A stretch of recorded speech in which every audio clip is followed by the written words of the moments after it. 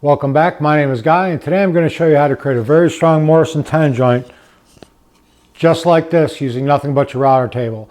This method can be done on any router table very easily if you just know the steps. Let's get to work.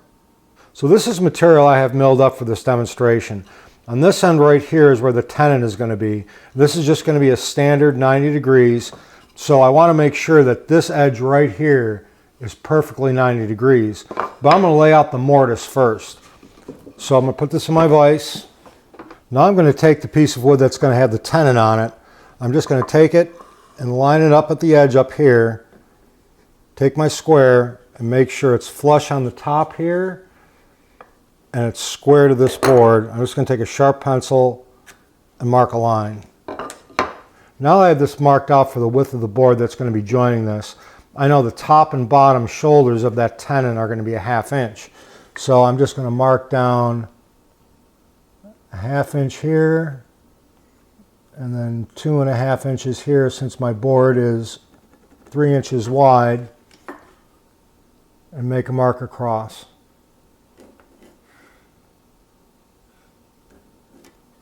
And that gives me the starting and stopping points for the mortise.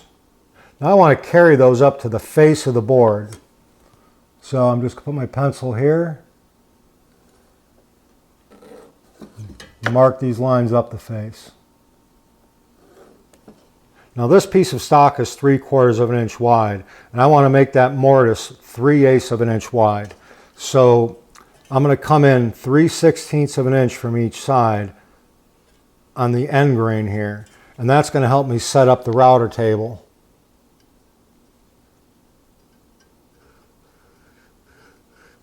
So I've mounted a 3/8 inch router bit in my router table, and it's about 1/4 of an inch high.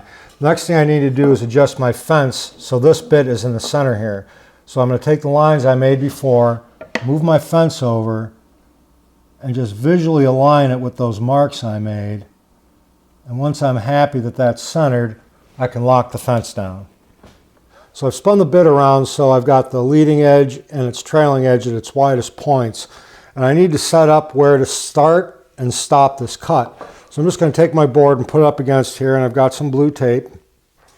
I'm just going to lay that down right in front of here. Next I'm just going to take this plastic triangle, butt it up against the trailing edge, make a mark, put up on the leading edge, and make a mark. Now I know where to make my starting point and my stopping point for the mortise is. Well, I'm ready to start the mortising operation on this piece.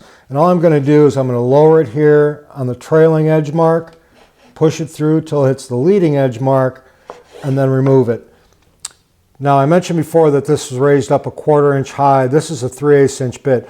Rule of thumb is you never want to go deeper than the width of the bit. The mortise is going to be 1 inch deep. So I'm going to make 4 different passes on it with this.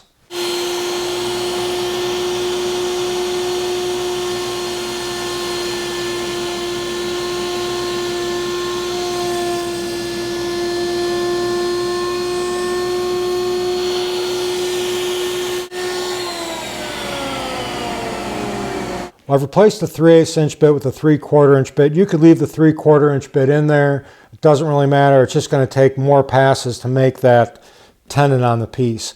So it's been raised up 3/16 of an inch, actually lower than 3/16 of an inch. I'm going to make a few test cuts and slowly raise the bit up until I get that perfect 3/16 and a perfect fit in the mortise. I've also moved the fence back so that the bit at its widest point facing forward is 1 inch away from the edge of the fence, which is the depth of my mortise. I'm ready to start the test cuts for the tenon now, and if you try to run this piece through like this on this little skinny edge, I guarantee you it's going to flop around quite a bit. So I've got this larger piece of plywood right here to use as a backer. I've made sure this corner right here is at a perfect 90 degrees. I'm just going to rest that up against my fence, push it up like this, and make the cuts. Now the first round of test cuts, I'm only going to cut maybe 1/8 of an inch on the end. Flip it over, and cut the other side and check the fit. Once I have the fit dialed in, I'll go ahead and cut the full depth.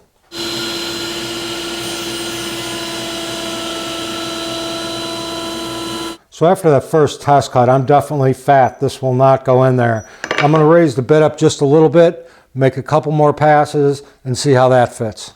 Well, it took 3 passes, but I finally got it. It's a nice snug fit in there.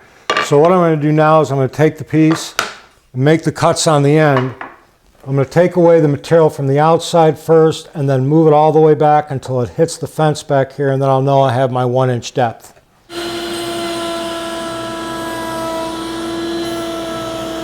So there's my 1-inch tenon, and it's a nice tight fit. It's exactly what I'm looking for. Just hand pressure will close it up. Now I need to cut these other shoulders here. No matter what I do not want to move this fence at this point. Next, I'm going to cut the top and bottom shoulders for this joint. I've raised the bit up to a 1/2 inch height. Remember, I kept the distance away from the fence the same, so when I push this through, I should have a nice clean shoulder here. Now, I've also taken my little scrap piece and I've put another piece of wood just super glued on the front real quick and dirty, just to give me a little bit more support as I push this through like this. Otherwise it's going to flop around. If you have a miter gauge, you can use it in the slot. Basically anything that'll give you that much more support. So I'm going to do the same thing I did before. I'm going to take off about half of it and then go through and make the full depth.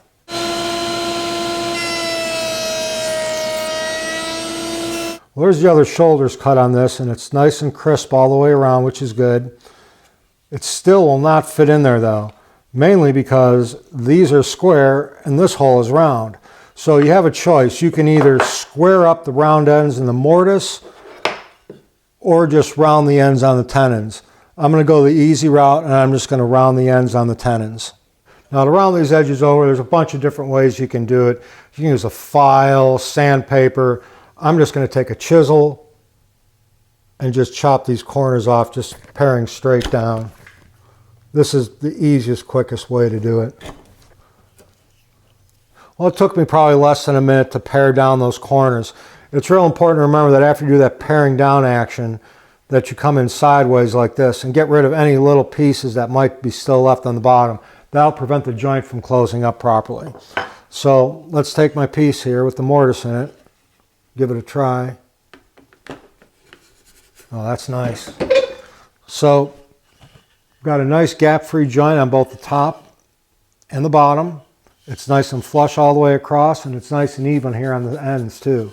So, very quick and easy way to make a mortise and tenon joint. Doesn't require a lot of special equipment or a lot of fancy setup. So, thanks so much for watching, and we'll see you next time.